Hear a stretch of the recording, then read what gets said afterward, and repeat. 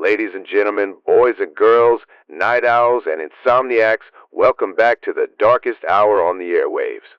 This is Silas, the Deranged, Garaynj, your humble host of the Noir and Horror Power Hour, broadcasting from between time and space, from the depths of the Wyrding well. Tonight we return once more to the archives of one Howard Phillips Lovecraft, a man who understood that some obsessions are not madness. Some obsessions are memory, and some coffins have been waiting a very long time for their occupant. This tale is called The Tomb. It was written in 1917, one of the very first stories Lovecraft committed to paper as an adult. It concerns a young man named Jervas Dudley and a tomb that calls to him. The manuscript arrived with earth on its edges. The handwriting was not entirely Lovecraft's. Listen, and perhaps do not wander too deep into the hollow behind your house, the tomb. In relating the circumstances which have led to my confinement within this refuge for the demented, I am aware that my present position will create a natural doubt of the authenticity of my narrative. It is an unfortunate fact that the bulk of humanity is too limited in its mental vision to weigh with patience and intelligence those isolated phenomena, seen and felt only by a psychologically sensitive few, which lie outside its common experience. Men of broader intellect know that there is no sharp distinction betwixt the real and the unreal, that all things appear as they do only by virtue of the delicate individual physical and mental media through which we are made conscious of them. But the prosaic materialism of the majority condemns as madness the flashes of supersight which penetrate the common veil of obvious empiricism. My name is Jervas Dudley, and from earliest childhood I have been a dreamer and a visionary, wealthy beyond the necessity of a commercial life, and temperamentally unfitted for the formal studies and social recreations of my acquaintances. I have dwelt ever in realms apart from the visible world, spending my youth and adolescence in ancient and little-known books, and in roaming the fields and groves of the region near my ancestral home. I do not think that what I read in these books or saw in these fields and groves was exactly what other boys read and saw there.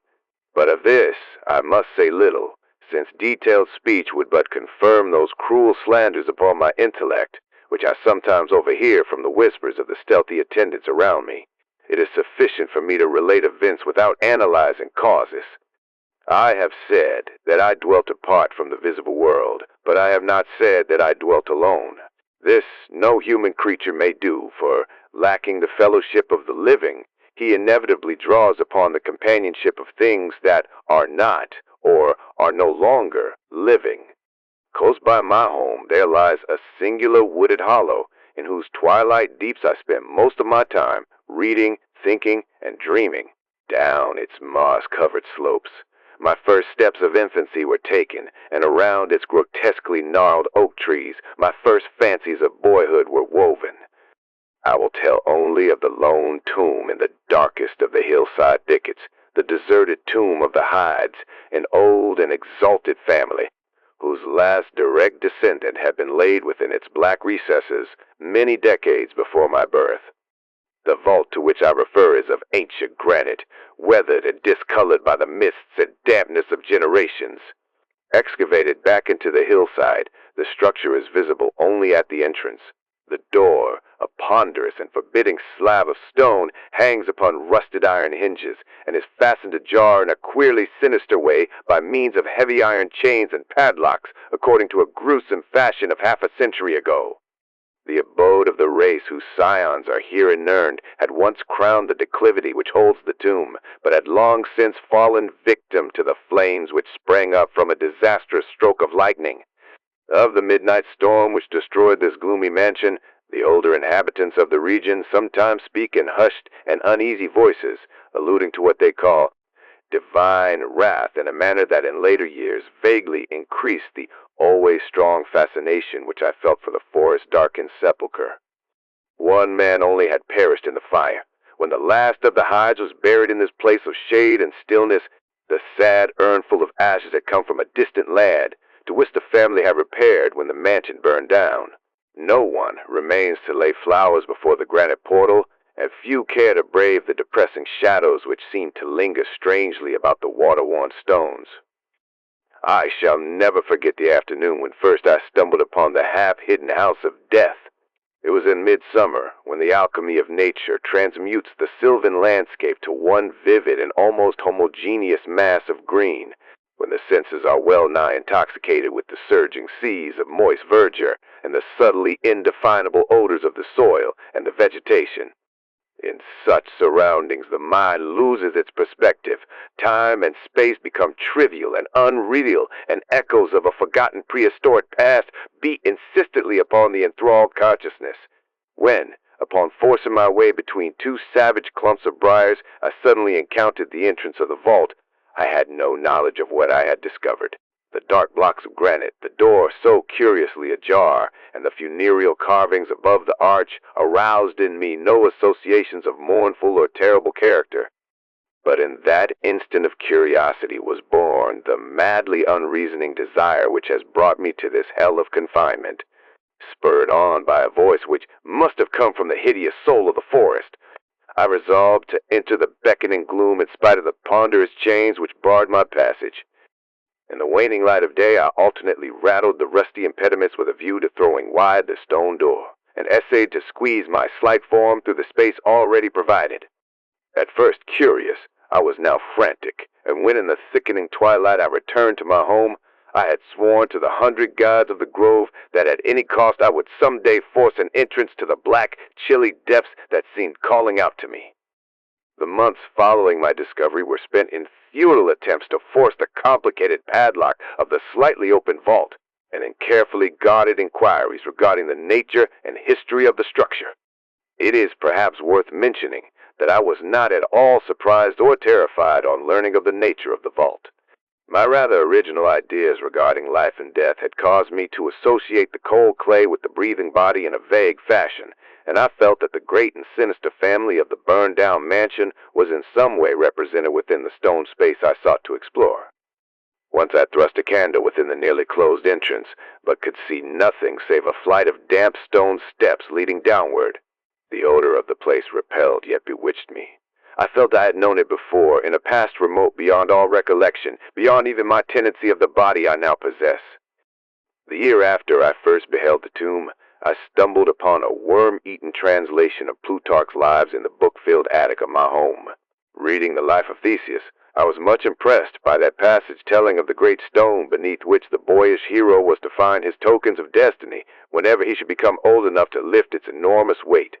This legend had the effect of dispelling my keenest impatience to enter the vault, for it made me feel that the time was not yet ripe. Accordingly, my watches by the dank portal became less persistent, and much of my time was spent in other, though equally strange, pursuits. I would sometimes rise very quietly in the night, stealing out to walk in those churchyards and places of burial from which I had been kept by my parents. What I did there I may not say, for I am not now sure of the reality of certain things, but I know that on the day after such a nocturnal ramble, I would often astonish those about me with my knowledge of topics almost forgotten for many generations. It was after a night like this that I shocked the community with a queer conceit about the burial of the rich and celebrated Squire Brewster, a maker of local history who was interred in 1711 and whose slate headstone bearing a graven skull and crossbones was slowly crumbling to powder. In a moment of childish imagination, I vowed not only that the undertaker, Goodman Simpson, had stolen the silver-buckled shoes, silken hose, and satin small-clothes of the deceased before burial, but that the squire himself, not fully inanimate, had turned twice in his mound-covered coffin on the day after interment. But the idea of entering the tomb never left my thoughts, being indeed stimulated by the unexpected genealogical discovery that my own maternal ancestry possessed at least a slight link with the supposedly extinct family of the Hydes, last of my paternal race. I was likewise the last of this older and more mysterious I began to feel that the tomb was mine, and to look forward with hot eagerness to the time when I might pass within that stone door and down those slimy stone steps in the dark. I now formed the habit of listening very intently at the slightly open portal, choosing my favorite hours of midnight stillness for the odd vigil. By the time I came of age, I had made a small clearing in the thicket before the mold-stained facade of the hillside, allowing the surrounding vegetation to encircle and overhang the space like the walls and roof of a sylvan bower. This bower was my temple, the fastened door my shrine, and here I would lie outstretched on the mossy ground, thinking strange thoughts and dreaming strange dreams. The night of the first revelation was a sultry one. I must have fallen asleep from fatigue, for it was with a distinct sense of awakening that I heard the voices.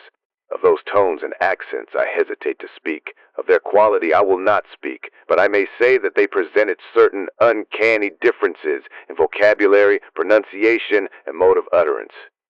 Every shade of New England dialect, from the uncouth syllables of the Puritan colonists to the precise rhetoric of 50 years ago, seemed represented in that shadowy colloquy, though it was only later that I noticed the fact. At the time, indeed, my attention was distracted from this matter by another phenomenon, a phenomenon so fleeting that I could not take oath upon its reality. I barely fancied that as I awoke, a light had been hurriedly extinguished within the sunken sepulchre. I do not think I was either astounded or panic-stricken, but I know that I was greatly and permanently changed that night. Upon returning home, I went with much directness to a rotting chest in the attic, wherein I found the key which next day unlocked, with ease, the barrier I had so long stormed in vain. It was in the soft glow of late afternoon that I first entered the vault on the abandoned slope. A spell was upon me, and my heart leaped with an exultation I can but ill describe. As I closed the door behind me and descended the dripping steps by the light of my lone candle, I seemed to know the way, and though the candle sputtered with the stifling reek of the place, I felt singularly at home in the musty charnel house air. Looking about me, I beheld many marble slabs bearing coffins, or the remains of coffins. Some of these were sealed and intact, but others had nearly vanished, leaving the silver handles and plates isolated amidst certain curious heaps of whitish dust. Upon one plate I read the name of Sir Geoffrey Hyde, who had come from Sussex in 1640 and died here a few years later. In a conspicuous alcove was one fairly well-preserved and untenanted casket, adorned with a single name which brought to me both a smile and a shudder. An odd impulse caused me to climb upon the broad slab, extinguish my candle, and lie down within the vacant box. In the gray light of dawn, I staggered from the vault and locked the chain of the door behind me. I was no longer a young man, though, but 21 winters had chilled my bodily frame. Early rising villagers who observed my homeward progress looked at me strangely and marveled at the signs of ribald revelry which they saw in one whose life was known to be sober and solitary. I did not appear before my parents till after a long and refreshing sleep. Henceforward I haunted the tomb each night, seeing, hearing, and doing things I must never reveal. My speech, always susceptible to environmental influences, was the first thing to succumb to the change, and my suddenly acquired archaism of diction was soon remarked upon. Later, a queer boldness and recklessness came into my demeanor, till I unconsciously grew to possess the bearing of a man of the world despite my lifelong seclusion. My formerly silent tongue waxed voluble with the easy grace of a Chesterfield, or the godless cynicism of a Rochester. I displayed a peculiar erudition, utterly unlike the fantastic, monkish lore over which I had pored in youth, and covered the fly-leaves of my books with facile impromptu epigrams which brought up suggestions of Gay, Prior, and the sprightliest of the Augustan wits and remasters. One morning at breakfast I came close to disaster by declaiming in palpably licorice accents and a fusion of 18th century bacchanalian mirth, a bit of Georgian playfulness never recorded in a book, which ran something like this: "Come hither, my lads, with your tankards of ale, and drink to the present before it shall fail.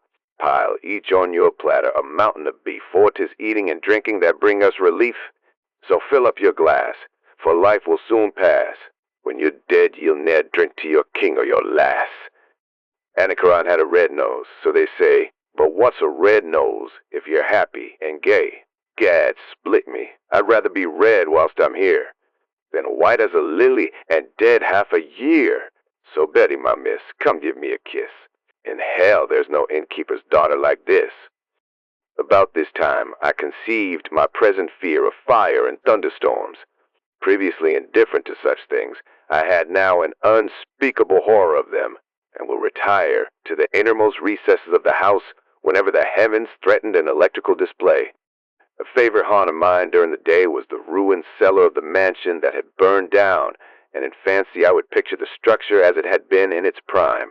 On one occasion I startled a villager by leading him confidently to a shallow sub-cellar, of whose existence I seemed to know in spite of the fact that it had been unseen and forgotten for many generations. At last came that which I had long feared. My parents, alarmed at the altered manner and appearance of their only son, commenced to exert over my movements a kindly espionage which threatened to result in disaster. I had told no one of my visits to the tomb, having guarded my secret purpose with religious zeal since childhood. But now I was forced to exercise care in threading the mazes of the wooded hollow, that I might throw off a possible pursuer. My key to the vault I kept suspended from a cord about my neck, its presence known only to me. One morning as I emerged from the damp tomb and fastened the chain of the portal with none too steady hand, I beheld in an adjacent thicket the dreaded face of a watcher. Surely the end was near, for my bower was discovered, and the objective of my nocturnal journeys revealed. Imagine my delighted astonishment on hearing the spy inform my parent in a cautious whisper that I had spent the night in the bower outside the tomb, my sleep-filled eyes fixed upon the crevice where the padlocked portal stood ajar. By what miracle had the watcher been thus deluded? I was now convinced that a supernatural agency protected me. Made bold by this heaven-sent circumstance, I began to resume perfect openness in going to the vault, confident that no one could witness my entrance. I should not have ventured out that night, for the taint of thunder was in the clouds, and a hellish phosphorescence rose from the rank swamp at the bottom of the hollow. The call of the dead, too, was different. Instead of the hillside tomb, it was the charred cellar on the crest of the slope, whose presiding daemon beckoned to me with unseen fingers. As I emerged from an intervening grove upon the plain before the ruin, I beheld in the misty moonlight a thing I had always vaguely expected. The mansion, gone for a century, once more reared its stately height to the raptured vision, every window ablaze with the splendor of many candles. Up the long drive rolled the coaches of the Boston gentry, whilst on foot came a numerous assemblage of powdered exquisites from the neighboring mansions. With this throng I mingled, though I knew I belonged with the hosts rather than with the guests. Inside the hall were music, laughter, and wine on every hand. Several faces I recognized, though I should have known them better had they been shriveled or eaten away by death and decomposition. Amidst a wild and reckless throng, I was the wildest and most abandoned. Gay blasphemy poured in torrents from my lips, and in my shocking sallies I heeded no law of God, man, or nature. Suddenly, a peal of thunder, resonant even above the din of the swinish revelry, clave the very roof and laid a hush of fear upon the boisterous company. Red tongues of flame and searing gusts of heat engulfed the house, and the roisterers, struck with terror at the descent of a calamity which seemed to transcend the bounds of unguided nature, fled shrieking into the night. I alone remained, riveted to my seat by a groveling fear which I had never felt before. And then a second horror took possession of my soul. Burnt alive to ashes, my body dispersed by the four winds, I might never lie in the tomb of the Hydes. Was not my coffin prepared for me? Had I not a right to rest till eternity amongst the descendants of Sir Geoffrey Hyde? I would claim my heritage of death, even though my soul go seeking through the ages for another corporeal tenement to represent it on that vacant slab in the alcove of the vault. Jervas Hyde should never share the sad fate of Palinurus. As the phantom of the burning house faded, I found myself screaming and struggling madly in the arms of two men, one of whom was the spy who had followed me to the tomb. Rain was pouring down in torrents, and upon the southern horizon were flashes of the lightning that had so lately passed over our heads. My father, his face lined with sorrow, stood by as I shouted my demands to be laid within the tomb, frequently admonishing my captors to treat me as gently as they could. A blackened circle on the floor of the ruined cellar told of a violent stroke from the heavens, and from this spot a group of curious villagers with lanterns were prying a small box of antique workmanship which the thunderbolt had brought to light. ceasing my futile and now objectless writhing, I watched the spectators as they viewed the treasure trove and was permitted to share in their discoveries. The box, whose fastenings were broken by the stroke which had unearthed it, contained many papers and objects of value, but I had eyes for one thing alone. It was the porcelain miniature of a young man in a smartly curled bag wig and bore the initials, J.H. The face was such that, as I gazed, I might well have been studying my mirror. On the following day I was brought to this room with the barred windows, but I have been kept informed of certain things through an aged and simple-minded servitor, for whom I bore a fondness in infancy, and who, like me, loves the churchyard. What I have dared relate of my experiences within the vault has brought me only pitying smiles. My father, who visits me frequently, declares that at no time did I pass the chain portal, and swears that the rusted padlock had not been touched for 50 years when he examined it. He even says that all the village knew of my journeys to the tomb, and that I was often watched as I slept in the bower outside the grim facade, my half-open eyes fixed on the crevice that leads to the interior. Against these assertions I have no tangible proof to offer, since my key to the padlock was lost in the struggle on that night of horrors. The strange things of the past which I learnt during those nocturnal meetings with the dead, he dismisses as the fruits of my lifelong and omnivorous browsing amongst the ancient volumes of the family library. Had it not been for my old servant Hiram, I should have by this time become quite convinced of my madness. But Hiram, loyal to the last, has held faith in me, and has done that which impels me to make public at least a part of my story. A week ago he burst open the lock, which chains the door of the tomb perpetually ajar, and descended with a lantern into the murky depths. On a slab in an alcove he found an old but empty coffin whose tarnished plate bears the single word, Jervas. In that coffin and in that vault they have promised me I shall be buried. That was The Tomb, by Howard Phillips Lovecraft, 1917. Lovecraft's very first tale, and already, at the beginning, he understood the terrible truth that would fuel everything that followed, that identity is not fixed, that a name on a coffin plate can reach across centuries to claim its owner, and that the line between the living and the dead is merely a matter of paperwork. And now, a word from our benefactors. The benefactors did not request this particular episode. The benefactors were informed by letter. The letter was found inside a coffin that had been empty for a very long time. The wax seal bore initials that matched no living person. Time. Such a peculiar thing. It moves forward, we're told, always forward, never stopping, unless, of course, you have the right candy. Grandfather Gorham's Perpetual Peppermint. 1 peppermint, that's all it takes. Pop it in your mouth and taste that cool, clean sweetness. Refreshing, isn't it? Bracing, even. Like winter morning air. Like the first breath after a long silence. Now try to finish it. Go ahead. We'll wait. We've been waiting since 1923. That's when Mrs. Adeline Marsh purchased her first Perpetual Peppermint. She's still working on it. Still sucking away in a rocking chair that stopped rocking decades ago. Her jaw still moves, her eyes still stare. The peppermint persists, so does Mrs. Marsh, after a fashion. The Perpetual Peppermint never dissolves, never shrinks, never loses its flavor, though the flavor does evolve.